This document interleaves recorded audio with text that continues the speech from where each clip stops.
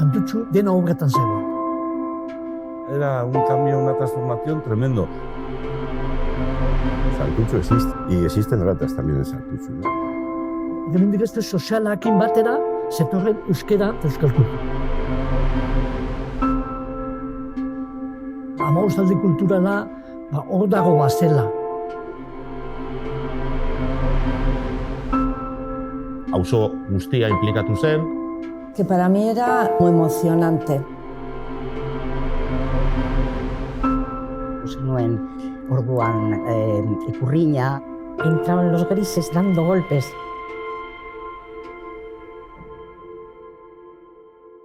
Y eso desde luego no se me ha olvidado.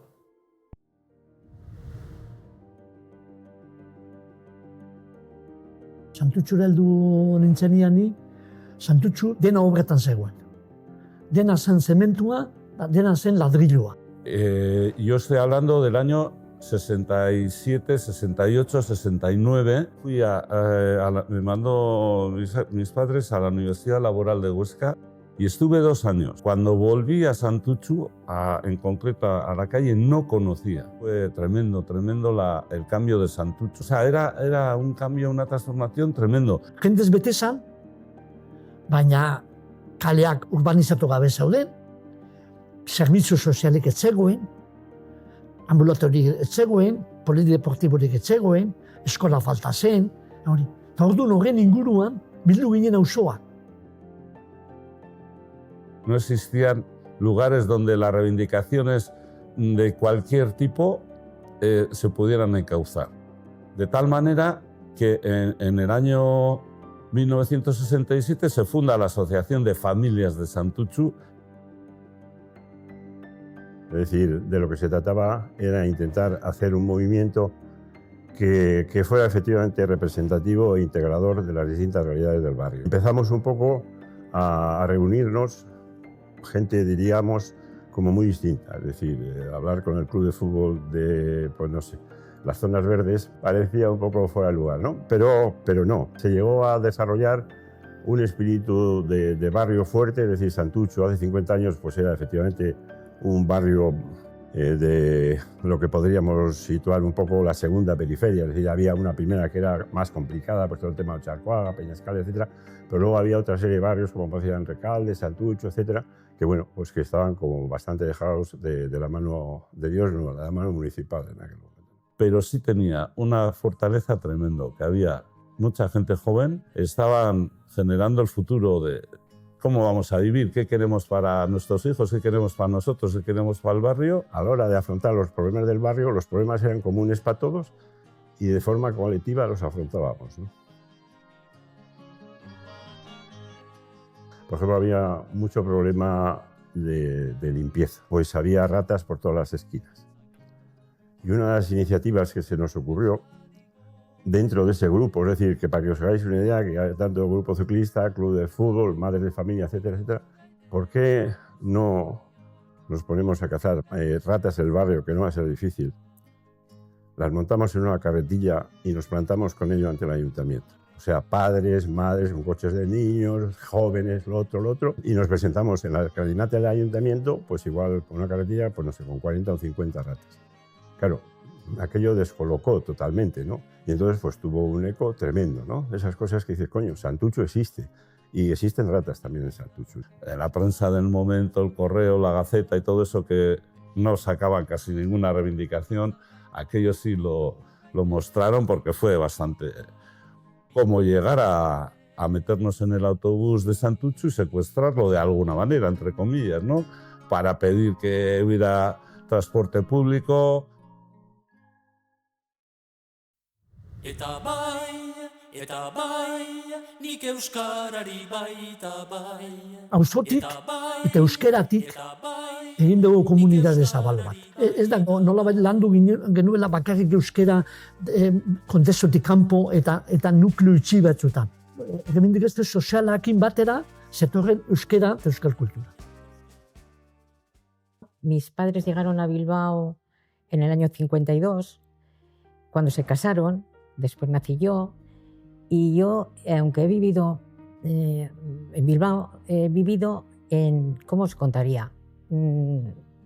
en una provincia de España, en una capital de España, con una lengua que era el castellano. Hasta que tuve pues 14, 15 años, empecé a relacionarme con otra gente y bueno, pues así empecé a conocer el euskera, la situación que vivían otros jóvenes de mi edad en sus casas, las historias de sus familias, y empecé a conocer lo que era o lo que es Euskal Herria.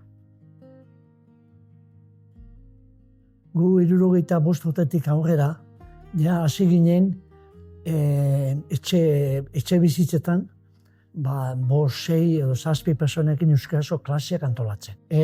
Hasieran 100 persona, gero hori gehitzen joan zen. Eta horren inguruan izugarrizko girua sortzen joan zen. Oso polita zen, ikaragarria. Gainera, sarri askotan praktikak egiten genituen tabernetan. Ordu bete bate hori, taberna batean egiten genuen mintza praktika primeran. Eta hori, giroa zen, benetan, polita, ikusgarria, bueno, posik. Oye, que hay que trabajar la corrica, las primeras corricas, y allí dejábamos la clase para ir a currelar pues, por las tiendas, bares del barrio, 73an, frankismo garaian, gau eskola inguruan, biltzen genituen 1000 persona. Eta ematen genituen klaseak Karmelo, ematen genituen Karmelo ikastolan, ematen genituen Brinasen, eta ematen genituen Berriotxoan. Nosotros luchábamos contra un franquismo, eso es así, en la que teníamos prohibidas todo lo que era cultura. En mi casa, mis aitites hablaban euskera en casa. Eso se quedó cortado con la guerra con mi padre en Durango. Entonces, yo creo que lo que tratábamos es, en cantidad de casas, de recuperar aquello que habíamos perdido. Se hacían también, en aquella época nacieron, lo que yo viví, grupos de jóvenes, los clubs de jóvenes, ¿no? Bueno, pues gente mayor que nosotros, jóvenes mayores que nosotros, pues nos llevaban al monte, nos enseñaban canciones en euskera y todo eso, y nos contaban cosas de nuestro país. La mayoría, por no decir casi todos, éramos hijos de migrantes. Entonces, para nosotros era un descubrimiento lo que hacíamos en aquella época. Modu paraleloan, hasi ginen, pentsatzen umeen gana nola heldu. Kontu izan, garaia hartan modan zegoela, eta baziren oso ezaguna ziren euskal jaiak. Eta 5 urtetan antolatu genuen nolako jai bat. Azkeneko salbuespen egoeran, detenditu gituzten hainbat jende, torturatu gintuzten, eta justo hori izan zen euskararen jai horren bezperan, hori, eta orduan suspenditu egin zen. Aupa gizona jaiki mutil, atzarre maztetan Igaz, izorratu ziguten, ezin izan genuen egin omen euskal jaia, eta egin behar dugu zerbait handia. Goazen gonbidatzera auzoko elkarte guztiak. Eta joan ginen bana-banan, elkarte guztietara. Para intentar hacer entre todos algo potente, tenía que ser potente. Baina babesa eman ziguten guztiak. Orduan, babes horrekin, izugarrizko 15 aldi kulturala antolatu genuen. Arreta ditu dit 15 aldi kultural aretan, kontzertu hau kokatu zen 15 aldi kultural arek zeukan programa. Eta nola, auzo guztia implikatu zen, auzoko talde guztiak lan egin zuten horretan, garai horretako jendeak esaten duen bezala, bestela ezinezkoa zela, holako gitarau erraldoi bat eta horren osoa antolatzen. Y yo me acuerdo que había programada en la quincena pues, un día especial para infantil, donde venían grupos de danzas de otros sitios y tal. El grupo de mujeres ya organizó charlas sobre la violencia. Egia da, oroak, 15 aldi kulturala, hor dago bazela, alor guztietan. Gaurkotasuna zuten gai guztiak ditu genitun, eta batez ere zentratzen ginen auzoan. hori. Eta aldi berean rebindikatiboa zen. Egun batean folkloreria egingo zen, egin nahi genuen toki horretan, Baskari herritar bat egin genuen, antolatu genuen, bakoitzak bere tortilla eta eraman, eta bueno, 100 persona bildu ginen, nagusiak, umeak, denetarik, eta horren baitan antolatu genuen, zer eta kantaldi bat, hori. Kantazak euskalduna, kantazak ire. Yo lo que sí recuerdo es que para mí era como emocionante. Tener todos aquellos cantautores a los que seguíamos, cantábamos y escuchábamos de repente en un concierto único y fantástico donde venían todos a cantar a Alberri Ochoa y a Santuchu. Yo creo que estábamos emocionadísimos. Garai hartan kantaldiak filosofia oso berezia zuten. Herrigintzaren espresioa zen, gure nortasunaren azalpen bat, hori. Eta noski, askatasunaren irrintzia zen, askatasun oihukatzeko modu bat. Funk ikaragarria, nire kuadillako guztiak, Pantxo eta Pello, beste guztiak kantatzen dituen, eta izan guretzat oso impactantea, benetan impactantea. Yo recuerdo que el festival era una bomba en Bilbao, porque la gente nos decía. O sea, es que segurazki Bilbon lehen kantaldi erraldoia izan zen. Sí me acuerdo del día del concierto muy bien. Canciones en euskera, entonces eso, bueno, nos hacía mucha ilusión. Oroitzapen gutxi ditut. 4 urte nituen, baina, bueno, ara nire anaia eta nire amamarekin batera joan nintzen, eta nire aita handik zebilen, argazkiak ateratzen. De esas cosas que estás como muy en la trastienda, pero vas viendo, esto está llenado, qué ambiente, qué tal, qué bien, qué tal. O sea, y de eso me acuerdo, es decir, que fue un poco decir, aquí nos hemos reunido muchísimos y en un clima estupendo de clave positiva, de lectura a futuro, etcétera, ¿no? Nahiko aurreratuta ja, gureik jaiotzeko zan ja. Eta bete-beteri. Ezin dut esan zenbat jente egongo zan, baina guztiz beteta. También por otra parte, tengo como una pequeña cosita de incertidumbre. ¿Qué pasará? Ya nos había pasado en algún olentzero que habíamos tenido que correr.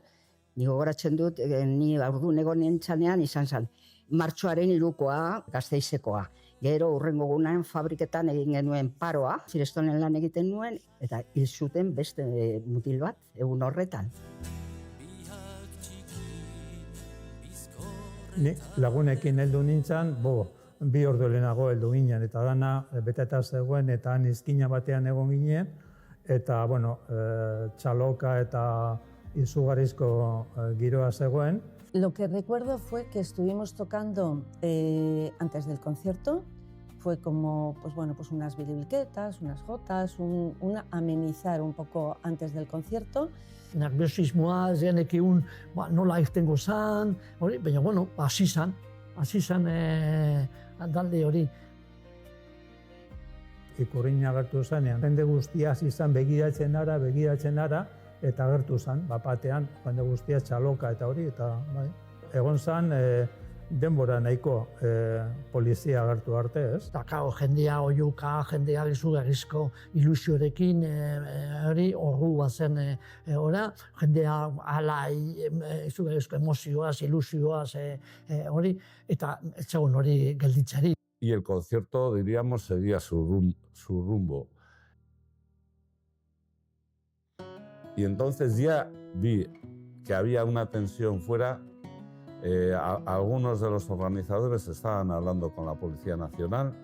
Eta Juanjo bildu zela polizia horren gana. Eta gu izaten ginen lasaitzeko, hori, baina etxegon lasaitzerik. O sea, estaban como mucho menos entrenados a afrontar una cosa así. O sea, descolocados. Estábamos muy nerviosos porque habían puesto una ikurriña a ver qué pasaba, porque igual la quitaban, pero vamos, o sea, lo espantoso fue los golpes que dieron y la entrada a aquel recinto que eso sí que no se puede olvidar. Nahi zuten mutil bati igotea, keintzera, eta berak esan zuen berak ez duela jarri, eta ez, bueno, eta joan zan berotzen asuntoa. una parte no se movía para nada y otra huía desfavorida hacia una puertita chiquitina que tiene el Berriozar por un costado y levantando a los críos. Sin embargo, toda la otra gente, como la gente buscaba salida por la puerta pequeña, toda aquella gente tenía que o se movía o lo llevaban en avalancha. Polizia sartu zenean eta hor sortu zen iskanbila eta zalaparta, ez? Gogoratzen dut, hori, korrika, amamaren eskutik helduta, bai, kaosa, zarata, eta hori da daukadan iaia gogorapen bakar. Kargatzeko, hasi ziren aurrera joaten, eta jende guztia, claro, aurrera. Jauzi izan nire aulkia, eta, claro, nire lurrera, orduan, nire ondoan egozenak, asilatik hartuta, bien artean, atxatu ninduten, bueno, izan zen, itxela. Tuvimos que enfrentarnos de alguna manera porque si no nos hubieran machacado. Pues cogías una silla y te ponías así delante, otros pues lo que podías. Eta ni gogoratzen dut oso argi, ze papera egin zuen Lourdes Iriondo. Izan zen, bera jendeari lasaitzen. Osa, eskatzen jendeari pakean egoteko, ezta? Esan, ezer gertatu,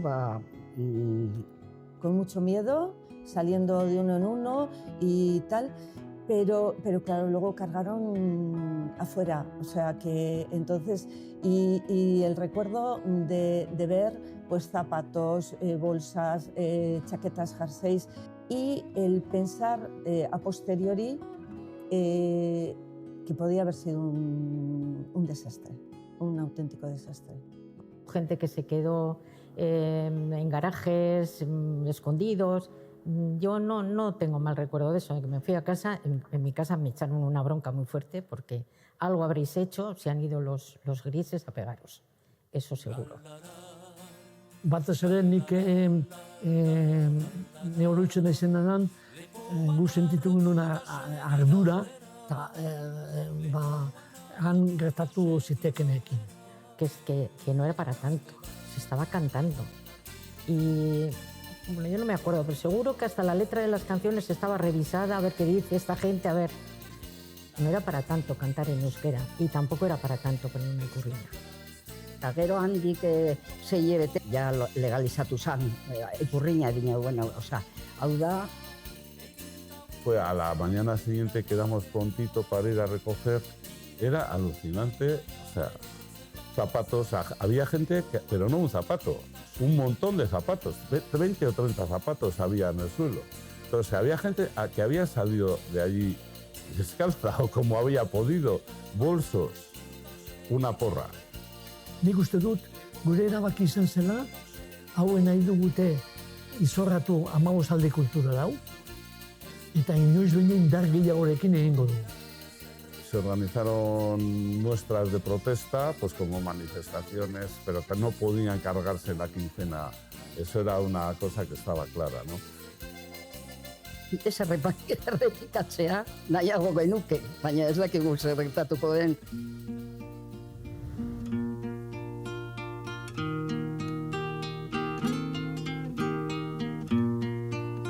Tengo entradas para ir a ver a Pancho Capello en enero.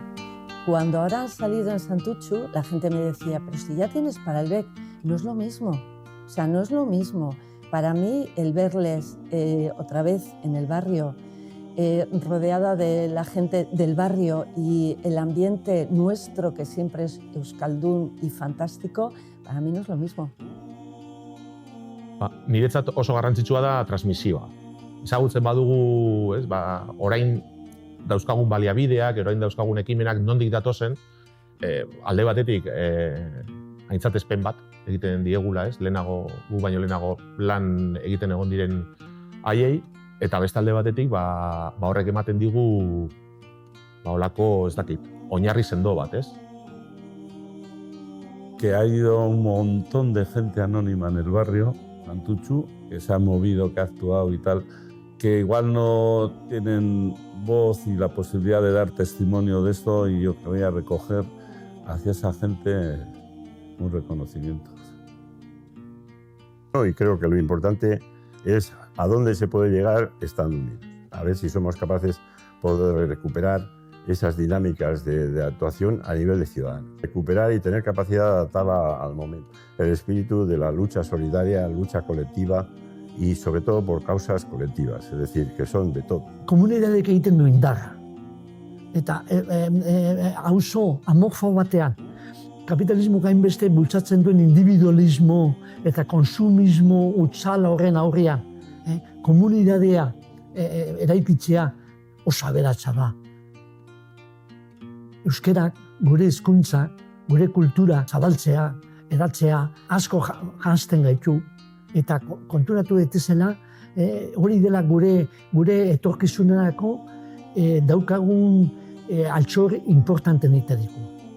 Yo diría que fíjate lo que pasó en aquel año, hace 50 años, y dónde estamos ahora. Y que lo que tenemos, todo se ha conseguido con la lucha del pueblo. Jende gazteak, testigua hartzeko, lekukoa hartzeko eta aurrera jarraitzeko. Que no nos han regalado nadie nada. Y que hay que seguir luchando siempre.